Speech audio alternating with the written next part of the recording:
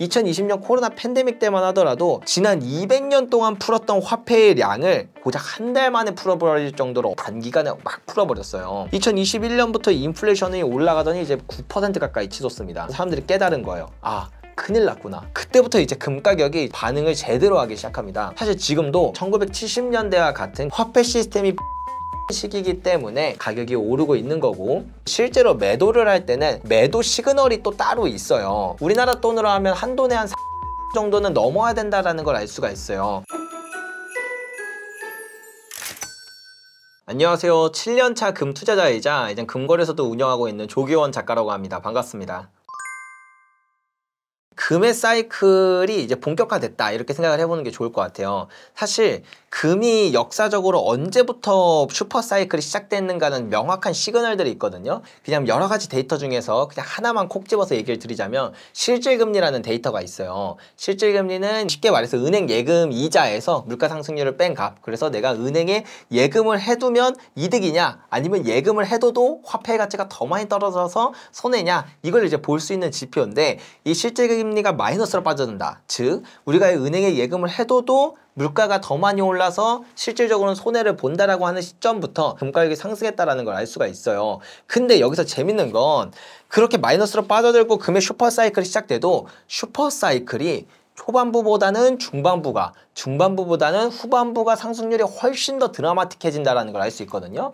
그래서 2019년이 슈퍼사이클의 시작점이라는 시그널인데, 근데 이때부터 한 2023년까지를 보면 물론 많이 올랐지만 생각보다 이걸 확대해서 보잖아요. 되게 지지부진한 흐름이에요. 2019년부터 살짝 오르다가 2020년 코로나 팬데믹 때 살짝 눌리고 이제 갑자기 폭등을 했습니다. 그 다음 2021년부터 거의 3년 동안 기어요. 그리고 나서 지금 이렇게 폭발적인 상승을 했다는 걸 알 수 있거든요. 그래서 금이라는 자산이 슈퍼사이클이 시작되면 초반부엔 약간 지지부진하면서 지루한 흐름, 중반부부터 좀 본격적인 상승장이 이루어지고 후반부에는 거의 광기가 나타난다는 걸 알 수 있어요.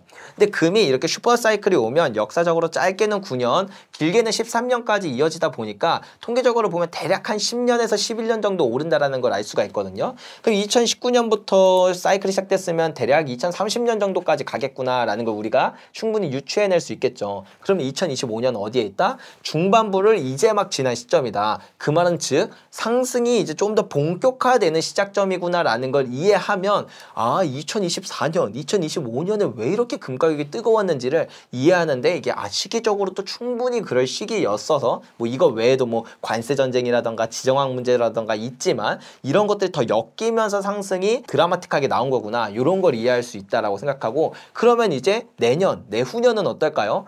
중반부를 지나서 후반부로 달려가는 게 한 2027년 정도니까 내년에는 아마 올해와 비슷한 그런 상승 모멘텀들을 가지고 있을 거고, 2027년부터는 조금 이제 광기가 나타나기 시작하는 그런 현상을 우리가 보게 되지 않을까, 그렇게 생각하고 있습니다.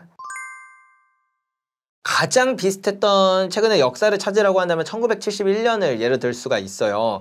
뭐 인플레이션에 대한 문제도 있고 뭐도 있고 한데 조금 더 본질적으로 가죠. 우리가 금이 왜 오르는가를 생각을 하려면 사실 금 가격이 딱히 오를 이유가 없어요. 금이 뭐 수요나 공급이 그렇게 크게 달라지지가 않거든요.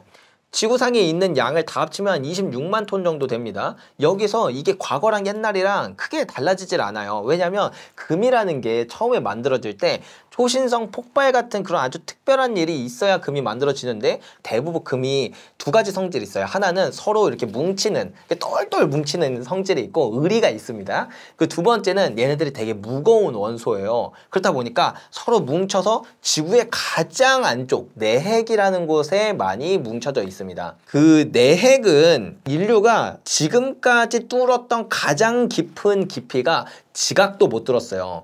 그러니까 지구를 설명드리면 이렇게 큰 원에 껍데기, 완전 얇은 껍데기를 지각이라고 하고, 그 안에 뭐 인간으로 치면 지방층 같은 게 있어요. 이렇게 두툼한 지방층이 있는데 이걸 멘틀이라고 하고, 그 안에 핵이 있거든요. 이 핵에 금이 많은데 인간은 지각조차 뚫어본 적이 없다. 그 지각에 뭐 해봤자 얼마나 많은 금이 있겠어요. 그렇기 때문에 금이 귀하다는 거고, 새로운 금광 거의 없습니다. 막 뉴스에 가끔 나오긴 하는데 양도 되게 미비하고 그중에 가짜뉴스도 되게 많아요. 즉 옛날이나 지금이나 금의 공급은 어차피 똑같아서 사실 가치가 변할 이유가 없다. 근데 가격이 왜 이렇게 오르냐면 금 가격이 오르는 게 아니라 화폐의 가치가 떨어지는 거예요. 화폐라는 건 결국엔 믿음입니다. 우리가 믿잖아요? 그러면 화폐의 가치는 변하지 않고 금 가격도 변하지 않아요. 예를 들어 볼게요. 제가 빵 가게를 하고 있어요. 우리 가게에 빵의 만들 수 있는 재료가 10개 정도 있습니다. 그래서 우리는 이거 빵을 팔기도 하지만 사람들한테 빵 교환권을 팔았어요. 빵 교환권을 가지고 있는 이제 제 친구 A는 이런 생각을 하겠죠. 빵 교환권 가져가면 언제든지 얘가 빵으로 바꿔줄 거니까 별 문제 없겠지 이렇게 생각을 해요. 그리고 어느 날 친구가 물어봅니다. 야, 너 빵 몇 개 있어? 그러면 이 친구는 당당하게 나 빵 5개 있어 라고 해요. 근데 정확히 말하면 그 친구 빵 없어요. 빵 교환권이 5개 있는 거지. 근데 얘는 왜 빵 교환권을 가지고 있으면서 빵을 가지고 있다라고 착각을 하냐면 가면 언제든 빵을 바꿔줄 거라는 믿음이 있기 때문이에요. 그러면 얘는 굳이 급하게 빵을 바꿀 이유도 없어요. 당장 배도 안 고픈데 빵을 교환할 이유도 없고 나 오늘 별로 빵 안 땡겨 하면은 굳이 지금 쓸 이유가 없잖아요. 쟁여놔요.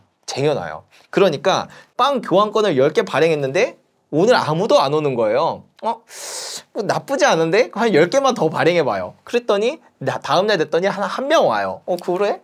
그럼 한 100개쯤 발행을 해봤어요. 그랬더니 오늘 한 5명 옵니다. 그러니까 믿음만 있으면 사실 나는 빵을 10개밖에 못 만들지만 교환권을 100개를 발행해도 된다라는 거예요. 이런 식으로 처음에 탄생할 때도 화폐는 그저 금 교환권이었어요. 여러분, 세상에서 가장 공신력 있는 화폐가 뭐죠? 바로 달러입니다. 미국의 달러예요. 근데 그 달러도 1971년 이전까지만 하더라도 달러에 정확하게 명시돼 있었어요.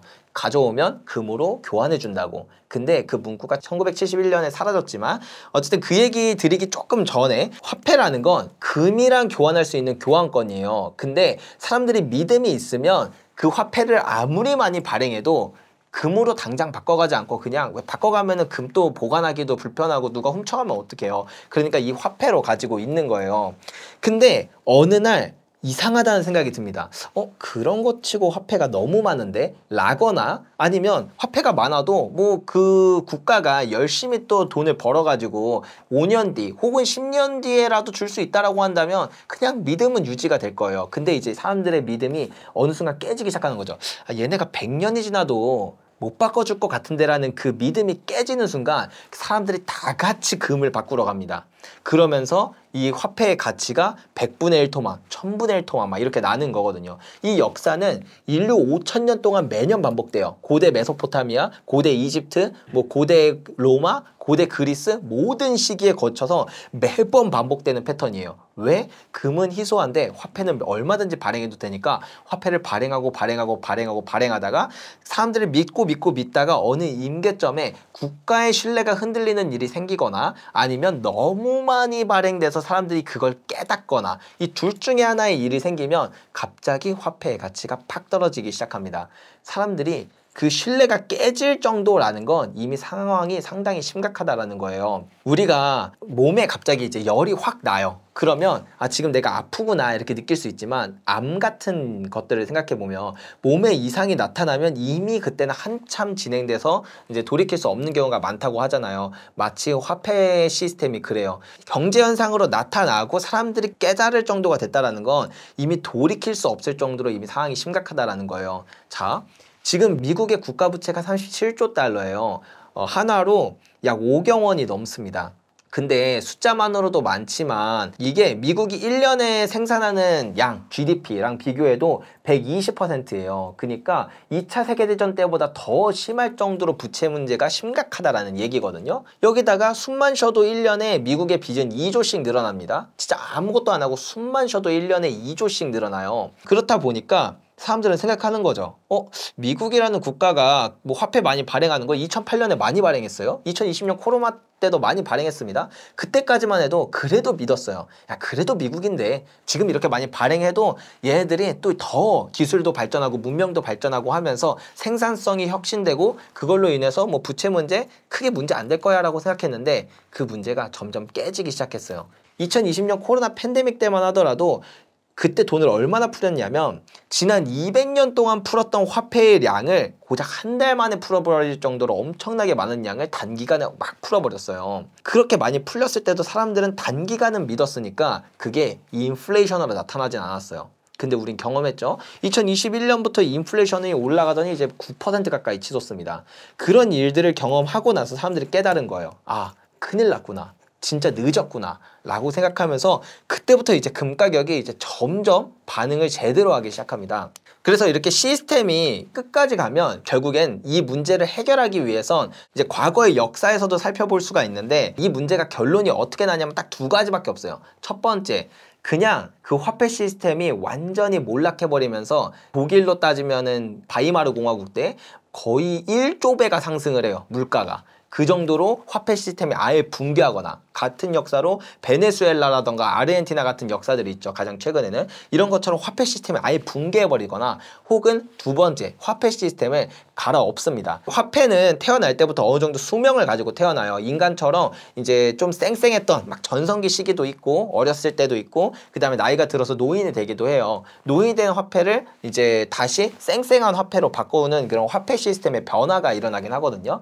미국 같은 경우에 보면 1944년에 근본이제로 처음 이제 패권을 잡았어요. 그렇게 달러가 이제 전 세계 표준이 되다가 1970년에 똑같은 문제가 발생했습니다. 지금이랑 똑같은 문제가 발생했어요. 결국엔 인플레이션이라는 그 경제 현상으로 지금 화폐 시스템이 이제 끝에 다다랐다라는 일이 생겼거든요. 그래서 사람들은 금을 자꾸 찾아가고, 각국의 중앙은행들은 프랑스 같은 경우에는 심지어 군함까지 끌고 가서 달러 주고 금으로 바꿔달라 그래요. 금을 다 본국으로 회수하기 시작을 합니다.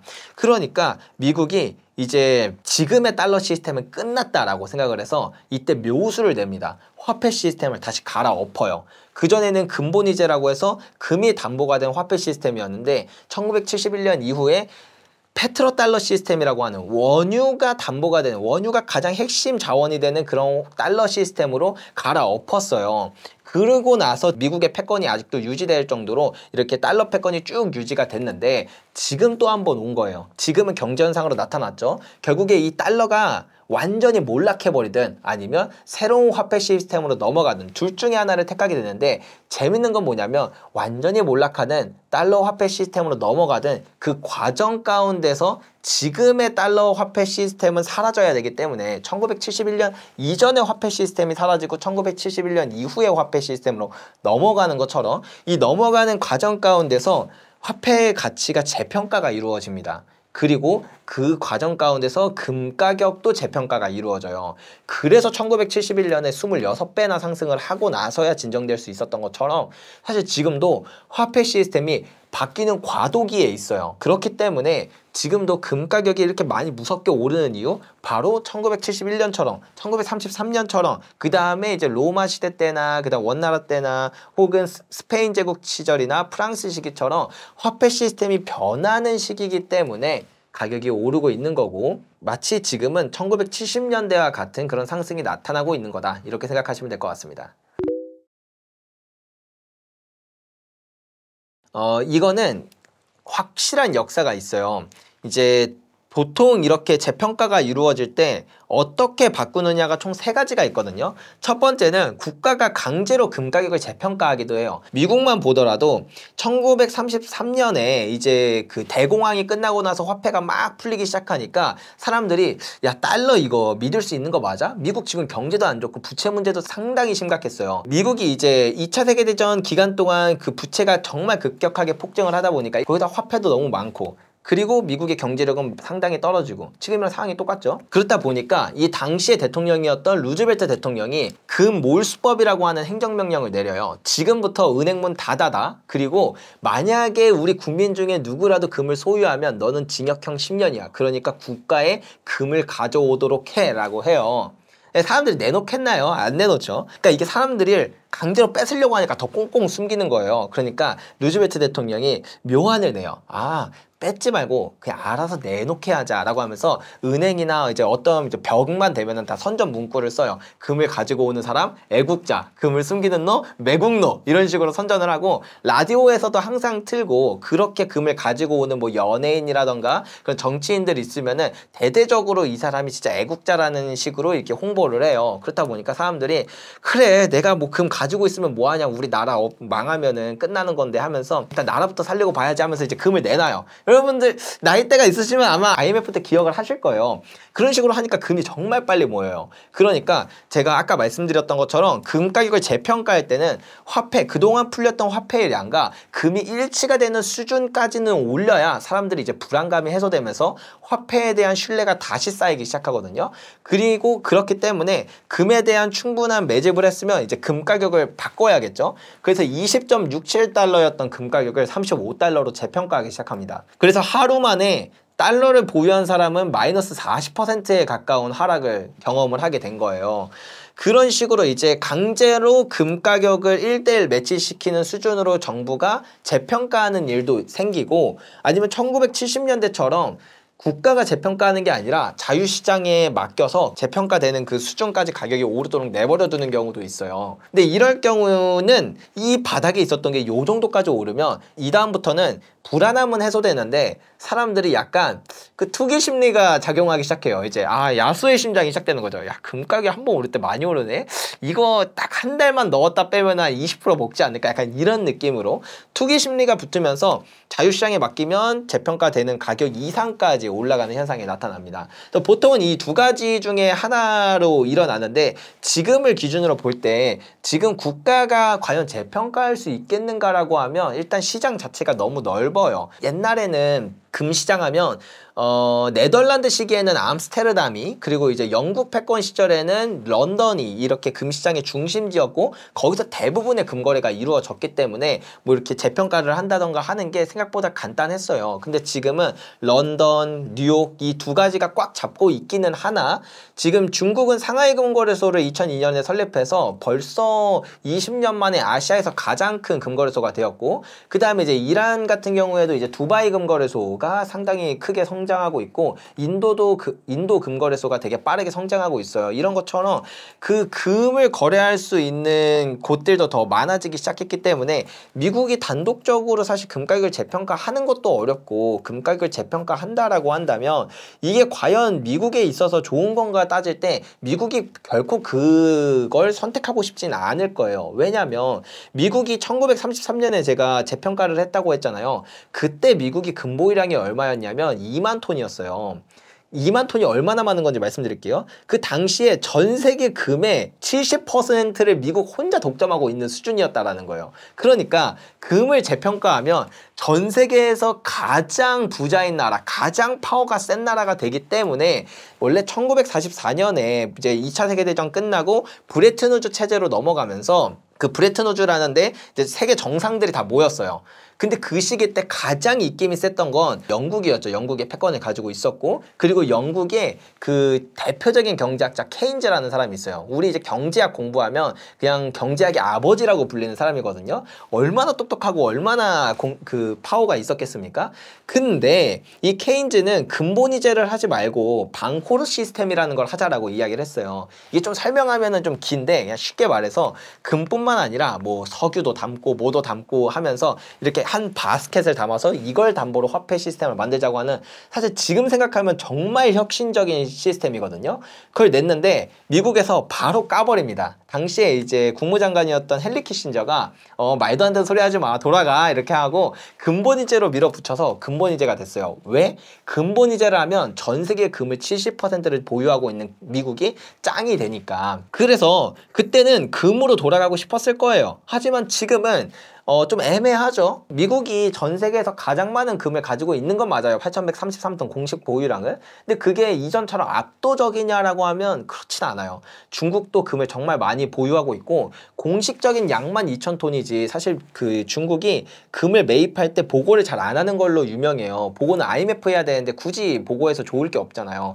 그래서 업계에서 가장 적게 보는 게 중국이 한 5,000톤 정도를 모았을 거라고 생각하는데, 그건 중국, 뭐 러시아 이런 브릭스 국가들이 보유한 금보유량과 비교했을 때 금 가격을 강제로 재평가하면 뭐 미국도 나쁘지 않지만 특히 이렇게 약간 적대국한테도 오히려 너무 좋은 이점을 주게 되는 거다 보니까 미국은 마지막 순간까지도 굳이 금을 자기네들 스스로 인정하면서 재평가하려고 하지 않을 거예요. 그럼 결국 자유경제 시장에서 금 가격이 올라가게 될 텐데 그거는 1971년과 비슷한 현상이다. 그렇기 때문에 오히려 1933년처럼 강제로 재평가한다라고 한다면 금 가격이 딱 21,000불 정도 오르고 끝날겠지만, 근데 지금의 미국이 하는 흐름을 봐서는 1970년대처럼 적정 가격부터 오히려 버블이 시작되는 그런 현상이 나타나면서 우리의 예상을 아득히 뛰어넘는 그런 상승이 나타나지 않을까, 저는 개인적으로 또 그런 생각도 들더라고요.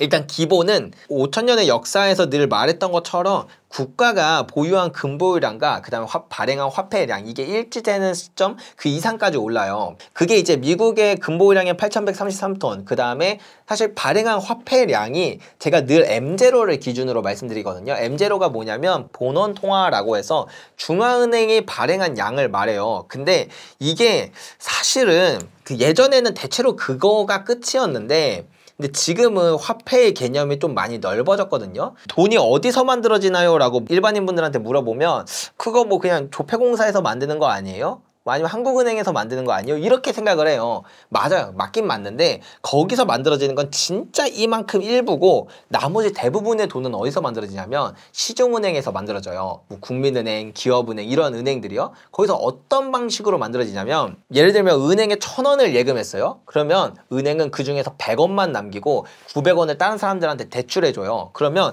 대출 받은 사람은 900원이 생겼죠. 근데 우리는 통장에 100원이 적혀 있는 게 아니라 여전히 1,000원이 적혀 있어요. 그러면은 세상에 없었던 900원이 새로 생겨나게 되는 거예요. 이런 식으로 계속 만들어지면 지급준비율이 지금은 더 낮은데 대충 10%라고만 계산을 해도 중앙은행이 발행한 돈보다 10배가 많은 양으로 돈이 늘어나게 돼요, 화폐가. 사실 그래서 대부분의 화폐는 시중은행에서 만들어진다라고 볼 수 있는데, 그냥 쉽게 말해서 가장 보수적으로 보면은 한 21,000불 정도 돼야 된다. 지금이 4,000불이니까 대략 한 4배 정도는 금가격이 더 올라야 된다라는 거고, 우리나라 돈으로 하면 한 돈에 한 300만 원 정도는 넘어야 된다라는 걸 알 수가 있어요. 이거는 이제 기본적으로 도달하게 될 텐데, 이 뒤에 사실 광기가 나타나면서 금가격이 오르기 시작하면 그 광기를 예측하는 게 되게 어렵기 때문에 이게 2만 불을 지나서 뭐 5만 불까지 갈지 이제 10만 불까지 갈지는 저도 예측을 못한다. 그러면은 저 같은 경우에는 어떻게 매도하나요? 이게 궁금할 수도 있는데, 저는 가격은 하나의 그냥 기준선 정도지 실제로 매도를 할 때는 매도 시그널이 또 따로 있어요. 몇 가지 시그널들이 있는데 그런 시그널들을 보고 그냥 그 타이밍에 매도하는 거예요. 그 시그널이 5만 불에 나오면 저는 5만 불에 매도할 거고, 10만 불에 나오면 10만 불에 매도할 거고, 20만 불에 나오면 20만 불에 매도할 거예요. 가격은 2만 불이라는 가격은 그냥 우리가 그 지나가는 과정 중에 그냥 하나다, 이렇게 생각하시면 될 것 같습니다.